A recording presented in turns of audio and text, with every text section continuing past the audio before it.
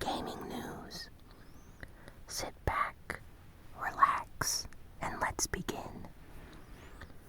There have been a lot of Nintendo Switch rumors this week. Now, they might be true, but as Nintendo previously stated, they will not be talking about the Nintendo Switch for the rest of the year. So we can't really confirm if these rumors are true or false yet. First, the Nintendo Switch will have a 6.2-inch screen.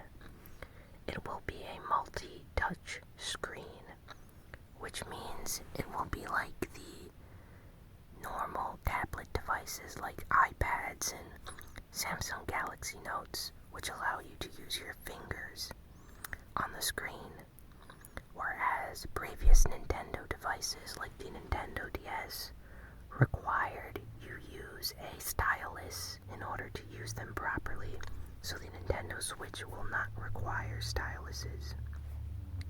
So that's good. The screen will be 720p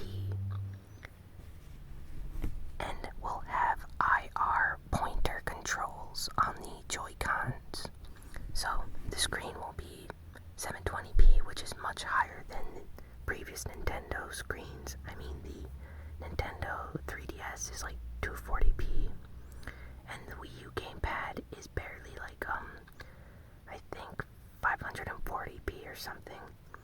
So this is like the first time a Nintendo handheld device will have a screen that is 720p, which is more than enough, I think. That's great.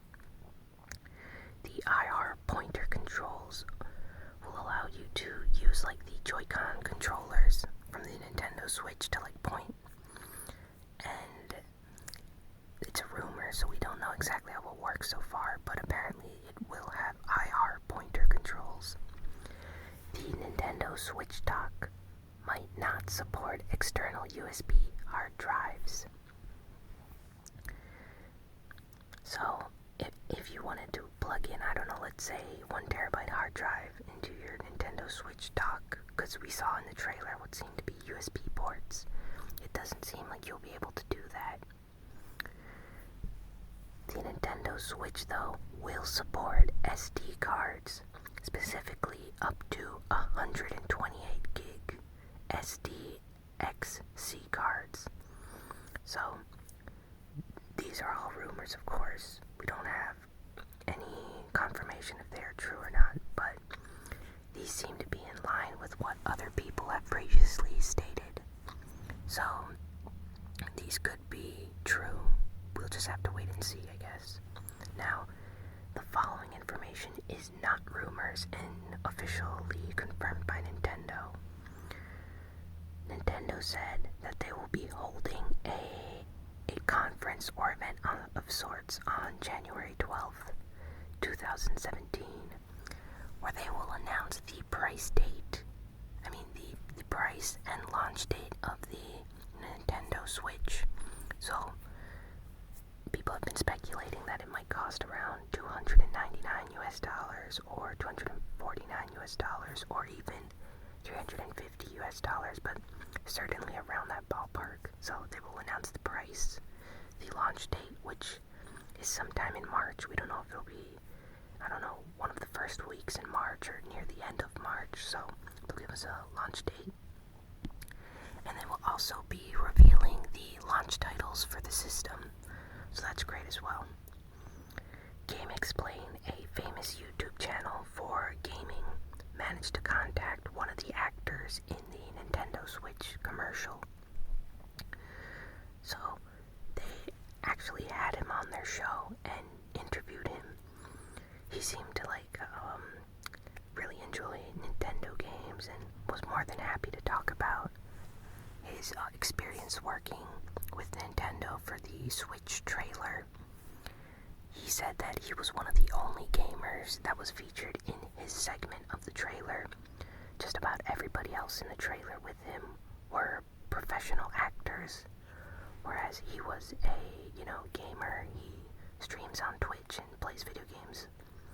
So that's why they hired him, apparently, because he loves Nintendo and has experience playing their games, so he didn't have any trouble looking like he was happy while he was playing the game, because he was genuinely happy playing the Nintendo Switch.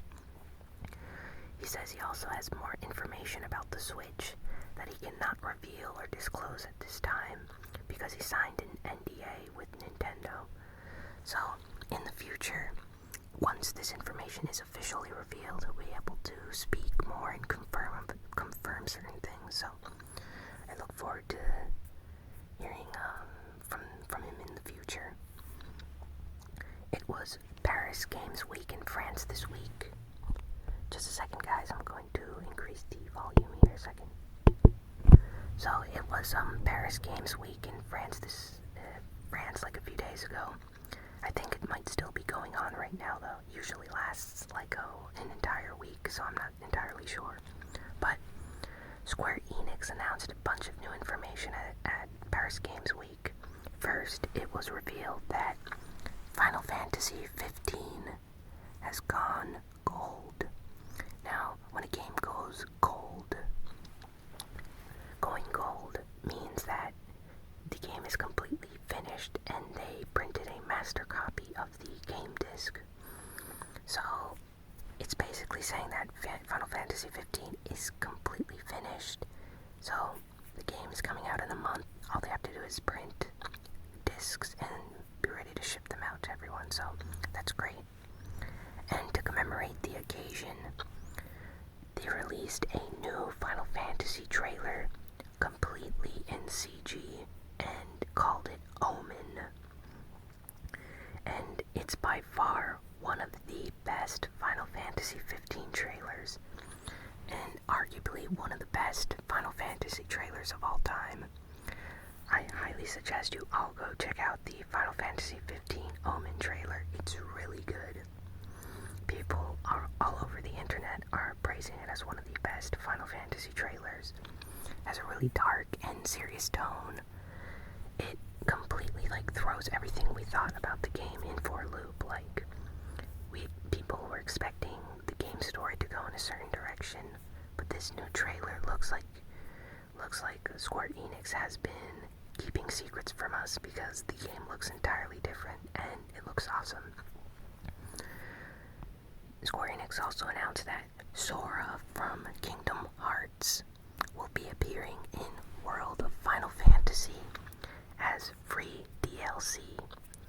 This marks one of the first occasions where a Kingdom Hearts character is in a Final Fantasy game, and hopefully this will happen in the future in more games, now that a precedent has been set.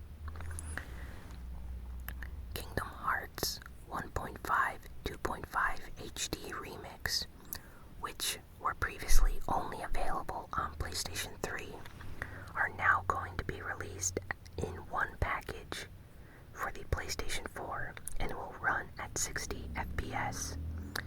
This collection will include just about all the Kingdom Hearts games to date, and for the first time ever, you will be able to play all the Kingdom Hearts games on one console. So without purchasing any other systems. Well, sorry about that. Someone was using their motorcycle nearby.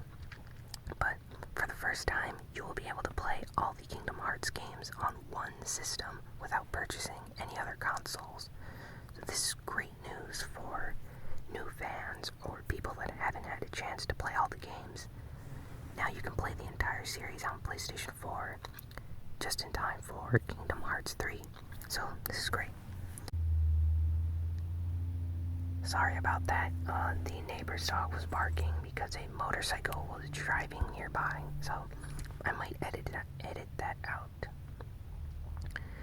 So yeah, The Last Guardian, it's really good that we are finally getting this game after years and years of waiting. I know lots of people actually purchased a PlayStation 3 in order to play the game, and now it's finally coming out on PlayStation 4. The game is finished, so really good news for fans and people that have been waiting for that game for such a long time. So what else do we have here? Next up, Michael Ansel. Oh no, wait. Next up, Pokemon Sun and Moon pre-order. numbers are incredibly high. People are saying that because of the popularity of Pokemon Go, it seems like the new Pokemon games that are going to be coming out for the Nintendo 3DS are doing very well. Like, lots of people that have never played Pokemon before, that haven't played in a long time, are now interested in the game again thanks to Pokemon Go. So, people are purchasing Nintendo 3DSs and pre-ordering Pokemon Sun and Moon, and it might be like the best-selling Pokemon games to date. And I say Pokemon even though I know the correct pronunciation is Pokemon. So, yeah, sorry for that. The Pokemon demos, Pokemon Sun and Moon, on the Nintendo eShop are actually the quickest, most downloaded games on the Nintendo eShop. So, this means that these demos that Nintendo released on the eShop, out of all the demos that they have ever released or anyone else has ever released, these are the fastest downloaded games on the Nintendo eShop. So that is crazy. So I really think this game is going to break records. Pokemon is a series that has been maintaining its popularity over all these years. So I hope Nintendo really does well with the upcoming games. So that'll be interesting to look forward to. Indie Creates this week hinted that they're interested in making an Azure Striker Gunvolt 3 game, and that the development team wants to create a new game, but it won't be in development for a while. You know, they just finished Azure Striker Gunvolt 2. They have other projects right now that they're going to be working on, but they plan on making a new game, and they hope the series continues. So I hope that we get a third game sometime in the future. I really enjoyed the first two Azure Striker Gunvolt games, so it'll be interesting where they take the franchise. Now for geek news this week, Henshin Inc. has released a statement saying they are going to be making a Klonoa movie based on the original game for the PlayStation 1, Klonoa Door to Phantom Isle. Klonoa was a fantastic 2D platformer on the PlayStation 1, and they released a remake for the Nintendo Wii. This movie is going to be an animated film set in the original game's universe, but the story is going to be entirely different, you know, a new story arc for possibly new characters and stuff. Their goal is to make it faithful to the original game, so they really want to do the character of Klonoa justice and all the other characters in the game. They really want to make everything perfect. So I really look forward to this movie. I like the Klonoa games a lot, and I really hope this movie turns out well. I think doing an animated movie ensures that it's going to maintain a level of quality.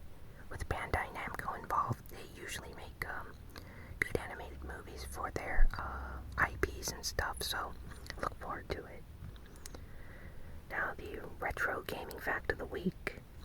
I accidentally leaked earlier by saying Michael Ansel, but retro gaming fact of the week.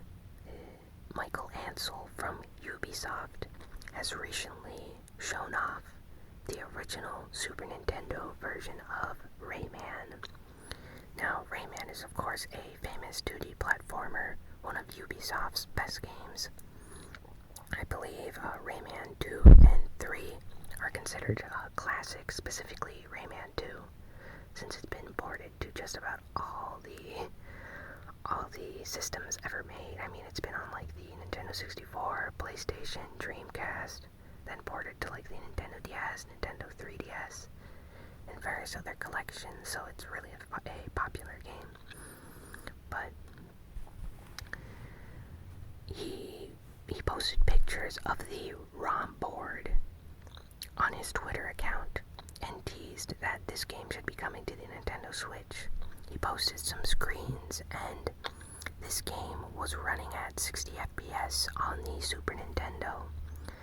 Ubisoft in the mid-90s was working on Rayman, and they completely scrapped the SNES version of the game and decided to create it for disc-based systems like the PlayStation 1. But we have never seen footage or the original rumored Super Nintendo version of Rayman, so this is like a historic occasion. And I hope that, even though he was joking about them bringing it to the Nintendo Switch, I hope that we can play this game one day. Like if he maybe releases a Rayman Anniversary Collection and includes the original Super Nintendo version of the game, that will be really interesting to see how that plays and just all the changes they made over the years. So yeah, that's all the news for the week. I hope you all enjoyed this. Be sure to like, comment, share, and subscribe. This was actually a weird episode. I know there was a lot of background noise. Usually I don't record at this time, but yeah, we had dogs barking and motorcycle noises, so I hope that didn't interrupt the ASMR too much. And yeah, be sure to like, comment, share, and subscribe. Every like counts.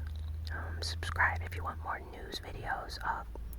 Send me news. I'm at ASMR Gaming News on Twitter. Any news that you want me to cover for next week, just send me it. I'll be more than happy to cover some gaming-related topics. And let me know in the comments as well if you want to see any more news-related content like this one. I hope you all have a great week. So long.